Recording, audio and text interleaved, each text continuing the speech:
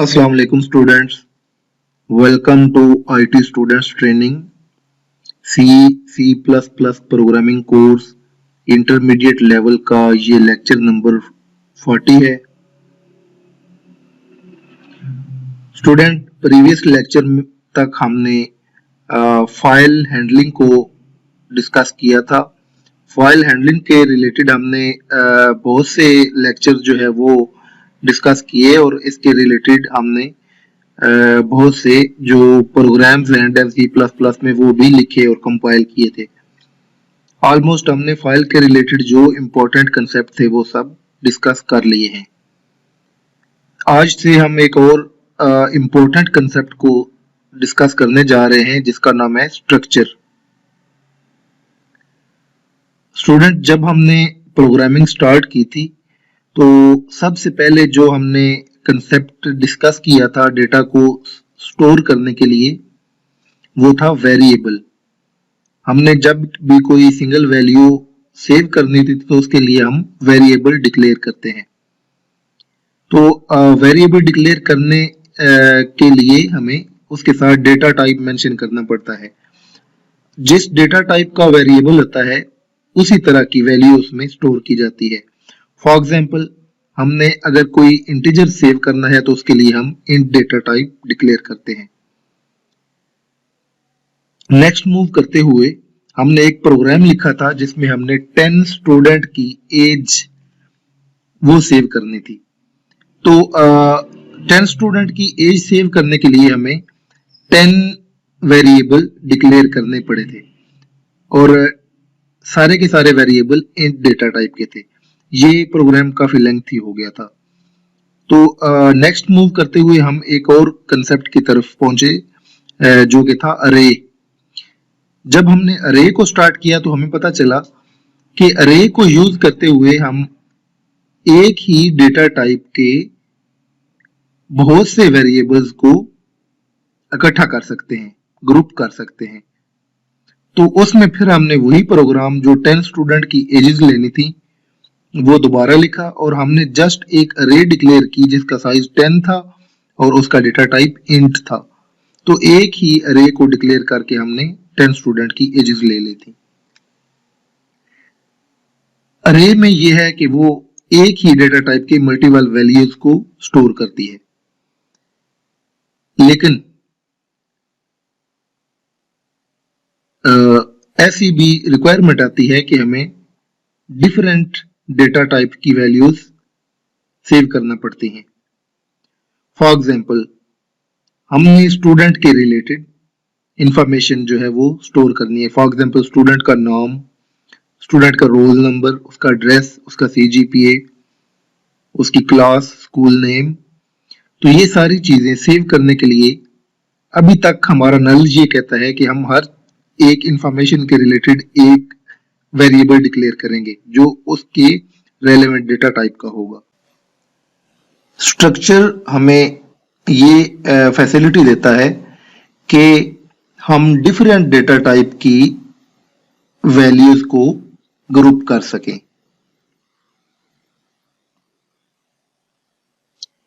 Structure is a collection of variables of same or different data types under a single name. तो structure में हम same या different data types की जो different बहुत से वेरिएबल हैं उनको एक नाम के अंडर जो है वो सेव कर सकते हैं। स्ट्रक्चर को डिक्लेयर कैसे करते हैं? स्ट्रक्चर को डिक्लेयर करने के लिए सबसे पहले कीवर्ड आता है स्ट्रक्ट, STRUCT, स्ट्रक्ट। इसके बाद स्ट्रक्चर का नाम, हमने जो भी नाम रखना है। फॉर एग्जांपल, यहाँ पे हमने नाम रखा है स्टूडेंट। तो इसके बाद करली ब्रैकेट स्टार्ट और एंड पे फिर करली ब्रैकेट क्लोज होती है। करली ब्रैकेट के दरमियान में हम वो तमाम वेरिएबल लिखते हैं जो इस स्टूडेंट के रिलेटेड इंफॉर्मेशन को स्टोर करेंगे। फॉर एग्जाम्पल, स्टूडेंट का नाम है, रोल नंबर है और CGPA है। ये 3 तरह की इंफॉर्मेशन हमने स्टोर करनी है। तो नाम के लिए डेफिनेटली हम पढ़ चुके हैं कि नाम सेव करने के लिए हम करैक्टर अरे जो है वो डिक्लेयर करते हैं। तो हमने कैर नेम 20 साइज की करैक्टर अरे डिक्लेयर की। इसके बाद रोल नंबर सेव करने के लिए हमने इंट डेटा टाइप का वेरिएबल रोल नंबर डिक्लेयर किया, और CGPA चूंकि इसमें पॉइंट होता है तो पॉइंट वाले नंबर्स को स्टोर करने के लिए फ्लोट डेटा टाइप यूज होता है, तो हमने फ्लोट CGPA वेरिएबल डिक्लेयर किया। तो इस तरीके से स्ट्रक्चर को डिक्लेयर किया जाता है। Above structure contains three variables, that is name, roll number and CGPA. These variables are called data members. ठीक है, तो स्ट्रक्चर के अंदर जितने भी वेरिएबल्स डिक्लेयर किए जाते हैं इनको स्ट्रक्चर का डेटा मेंबर्स कहा जाता है। Structure is also a data type, but unlike int, float, char, etc, which are primitive data type, structure is user defined data type. तो स्ट्रक्चर एक यूजर डिफाइंड डेटा टाइप है। बाकी सारे जितने डेटा टाइप अभी तक हमने पढ़े हैं वो सारे के सारे प्रिमिटिव डेटा टाइप हैं, यानी C या C++ के अपने डिफाइंड डेटा टाइप हैं, जबकि जो स्ट्रक्चर है ये यूजर डिफाइंड है। यूजर डिफाइंड डेटा टाइप क्यों है? क्योंकि इसको यूजर डिफाइन करता है कि वो इसका कितना साइज रखे। जितने ज्यादा इसके अंदर डेटा मेंबर्स को वो रखेगा उतना डेफिनेटली इसका साइज ज्यादा होगा, जितने कम रखेगा उतना कम साइज होगा। लेकिन जब आप प्रिमिटिव डेटा टाइप को डिक्लेयर करते हैं, फॉर एग्जांपल इंट, तो उसका फिक्स साइज 4 बाइट है। ठीक है, तो इसलिए स्ट्रक्चर चूंकि आप खुद इसका साइज कम ज्यादा कर सकते हैं, इसलिए इसको यूजर डिफाइंड डेटा टाइप कहते हैं। After declaration of structure, we can create its variable or object like student std1, std2। तो जब स्ट्रक्चर को डिक्लेयर कर लिया जाता है, इसके बाद हमने लेट्स सपोज हमने इससे पहले स्टूडेंट नाम का स्ट्रक्चर डिक्लेयर किया था, तो स्टूडेंट की इंफॉर्मेशन को स्टोर करने से पहले उस स्ट्रक्चर का ऑब्जेक्ट क्रिएट किया जाता है। ठीक है, ऑब्जेक्ट या वेरिएबल। ऑब्जेक्ट को हम नेक्स्ट लेक्चर में डिटेल के साथ स्टडी करेंगे, लेकिन यहाँ पे आप जस्ट ये समझ लें कि ऑब्जेक्ट भी एक वेरिएबल ही होता है। फॉर एग्जांपल जैसे हमने ये आगे क्रिएट किया स्टूडेंट, ये स्ट्रक्चर का नाम लिखते हैं सबसे पहले, और उसके बाद हमने जो भी इस स्टूडेंट का ऑब्जेक्ट या वेरिएबल डिक्लेयर करना है वो अपनी मर्जी से हम रख सकते हैं। जैसे कि मैंने std1, std2 यानी 2 ऑब्जेक्ट जो है वो डिक्लेयर किए। Here std1 and std2 are object. One structure can be used as data member of other structure. For example, we can use address structure as data member of student structure. तो ये भी हो सकता है कि एक structure हम declare करें और उसको किसी दूसरे स्ट्रक्चर का डेटा मेंबर के तौर पे यूज करें। तो ये हम इंशाल्लाह जब अपना प्रोग्राम लिखेंगे उसमें ये सारे कंसेप्ट स्टार्ट से एंड तक जी हम अपने प्रोग्राम में लिखकर उसको यूज करेंगे। We can use pointers as data member of structure. तो हम स्ट्रक्चर के डेटा मेंबर के तौर पे पॉइंटर्स भी यूज कर सकते हैं। We can declare pointer to structure like student star std_ptr। तो हम एक जैसे ऊपर हमने ऑब्जेक्ट डिक्लेयर किया स्टूडेंट स्ट्रक्चर का, जैसे std1 और std2 है, तो std1 और std2 जो है इन दोनों का मेमोरी एड्रेस सेव करने के लिए हम इसी स्टूडेंट डेटा टाइप का पॉइंटर भी डिक्लेयर कर सकते हैं। जैसे ये स्टूडेंट स्टार std_ptr है, तो ये std_ptr में हम std1 या std2 ये दोनों जो स्टूडेंट ऑब्जेक्ट हैं इन दोनों के एड्रेस इसमें हम स्टोर कर सकते हैं पॉइंटर में। Here std_ptr is pointer to structure named student. We can declare array of structure like। हम स्ट्रक्चर्स की अरे भी बना सकते हैं। फॉर एग्जांपल हमने स्ट्रक्चर डिक्लेयर किया है स्टूडेंट का, तो हम चाहते हैं कि हमने 10 स्टूडेंट की इंफॉर्मेशन स्टोर करनी है, तो हम 10 स्टूडेंट की अरे भी बना सकते हैं, स्टूडेंट std10। ठीक है, तो ये 10 स्टूडेंट की अरे है जिसका डेटा टाइप स्टूडेंट है। ठीक है, और ये यूजर डिफाइंड डेटा टाइप है। Here std is array of 10 students.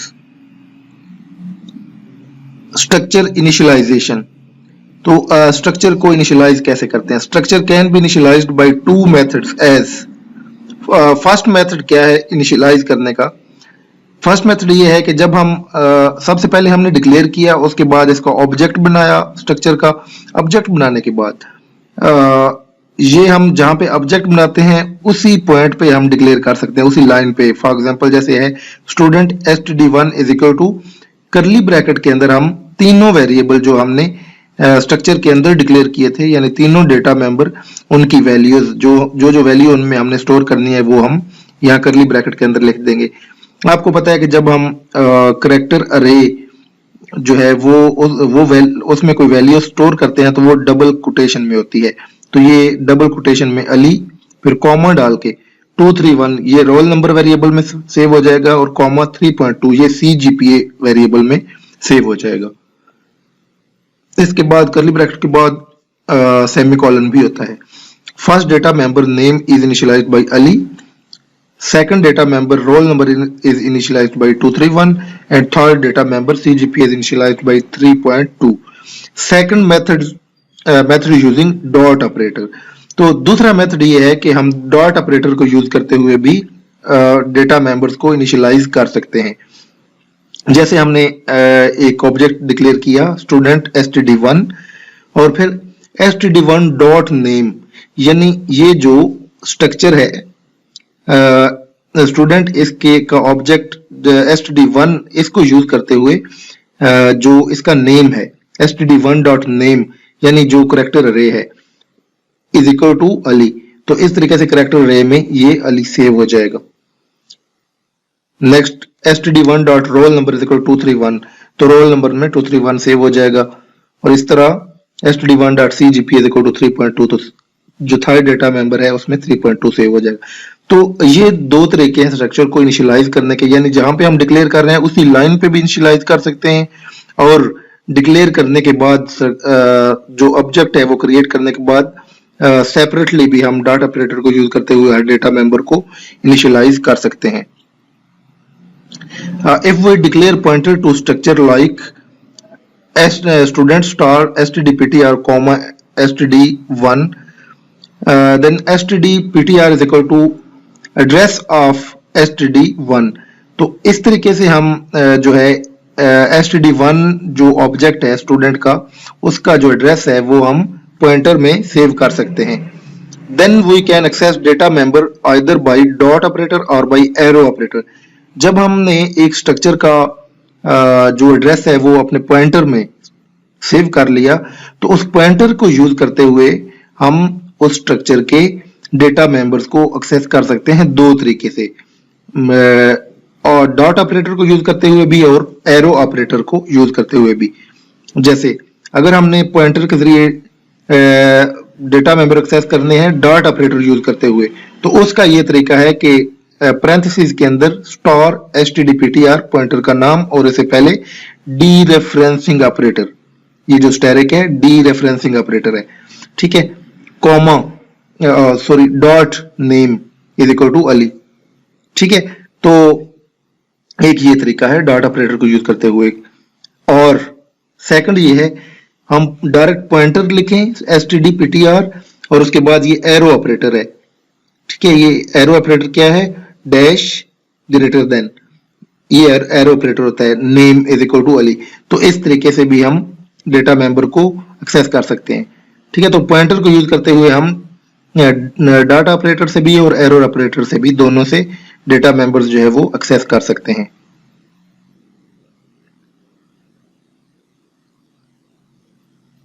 तो स्टूडेंट ये लेक्चर हम यहाँ पे कंक्लूड करते हैं। नेक्स्ट लेक्चर में हम एक पॉइंटर डेव C++ में एक प्रोग्राम लिखेंगे जिसमें जो स्ट्रक्चर है वो हम डिक्लेयर करेंगे इसी स्टूडेंट का, और इसके ऑब्जेक्ट हम क्रिएट करेंगे। ऑब्जेक्ट क्रिएट करने के बाद हम इसको इनिशियलाइज करेंगे, और इनिशियलाइज करने के बाद हम देखेंगे कि क्या एक स्टूडेंट के रिलेटेड इंफॉर्मेशन स्टोर हो गई है, वो हम इंफॉर्मेशन डिस्प्ले कराएंगे। तो ये लेक्चर यहाँ पे कंक्लूड करते हैं। नेक्स्ट लेक्चर तक के लिए अल्लाह हाफिज।